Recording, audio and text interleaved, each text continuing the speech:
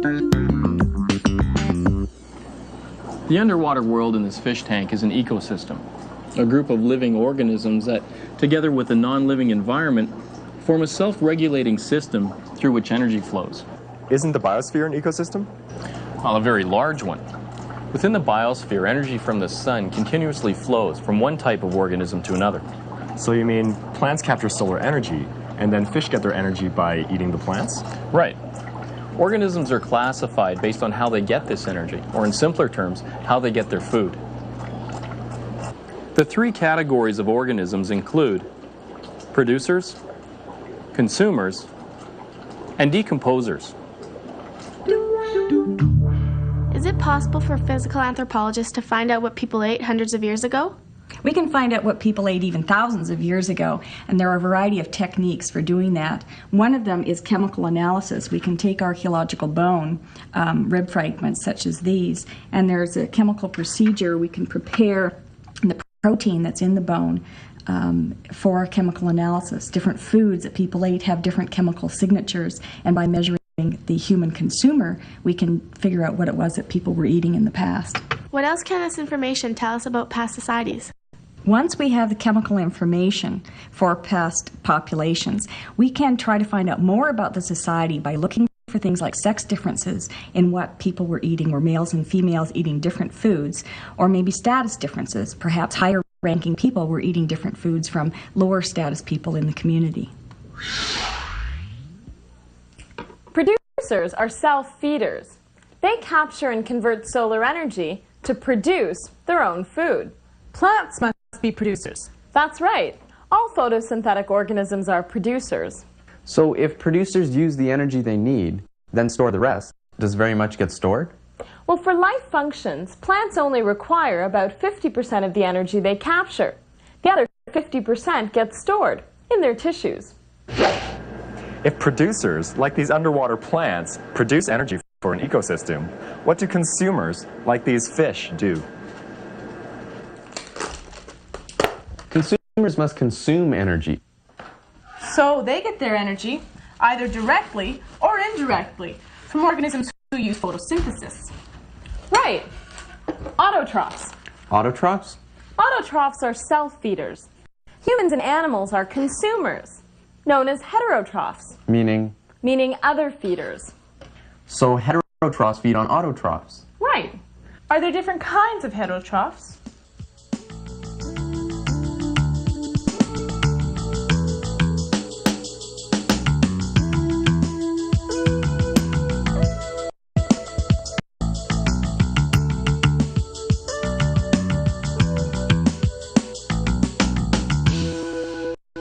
Consumers, or heterotrophs, can be classified as either primary or secondary.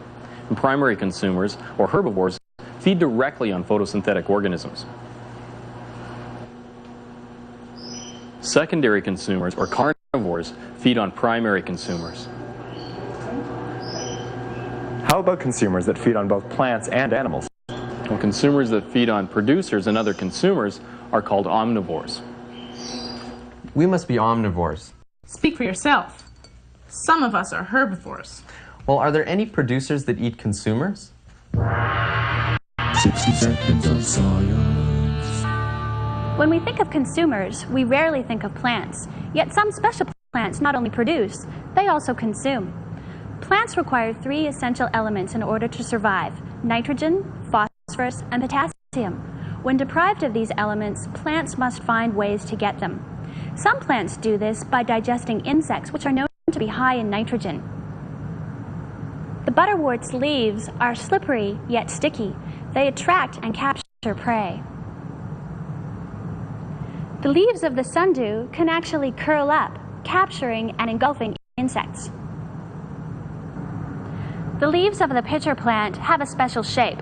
They form a funnel that has a chamber at the bottom that captures rainwater. The funnel-shaped leaves also have special hairs that only point in one direction, down. This means that it's easy for an insect to climb inside, but almost impossible for it to get back out. Exhausted insects fall into the water trapped at the bottom of the chamber, where they drown and are digested by the plant. The leaves of the Venus flytrap have special spikes, and they can also close together to form a deadly cage. Like typical producers, these plants all use photosynthesis to capture and convert the sun's energy. However, they also digest consumers to round out their needs. Decomposers are the final link in the flow of energy. They extract the energy left in decaying plant and animal matter.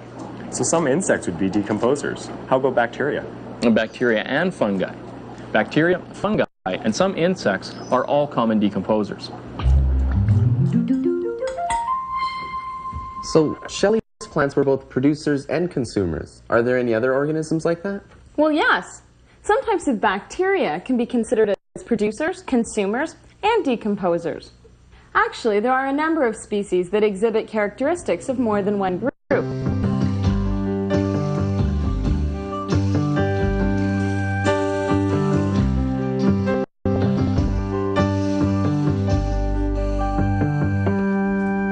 Oh, don't throw that away. What do you mean? We can compost it. Oh, right, it'll decompose. So, if decomposers use the energy left in decaying matter, does that mean all the energy that's caught gets used up? Well, no. In an ecosystem, energy flows in only one direction. There's simply less useful energy available with every conversion. Why is that? Well, it must get lost. Well, when you exercise, you use energy. Yeah. And when you exercise, how do you feel? Hot. So what does that tell you about what happens to some of that energy? It's given off as heat. In other words, it's converted to thermal energy.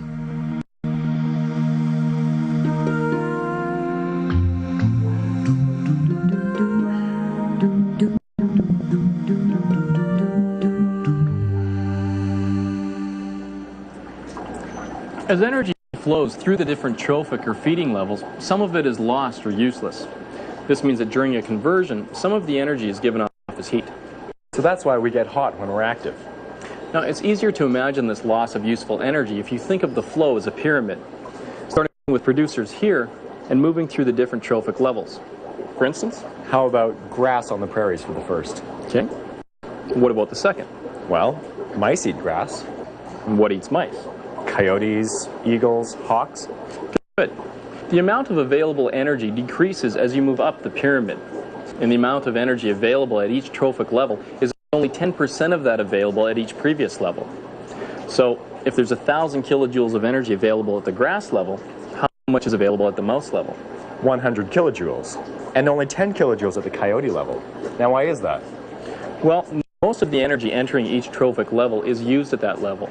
Growth, movement, and reproduction all require energy, so there's less energy available at each higher level.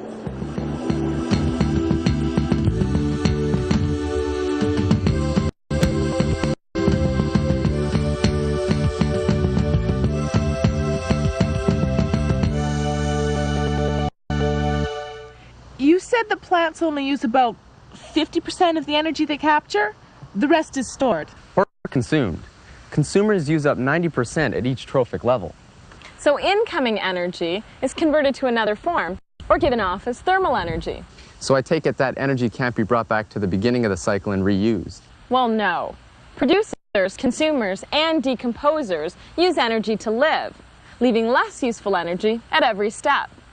That's why we say energy flows. You can't get it back.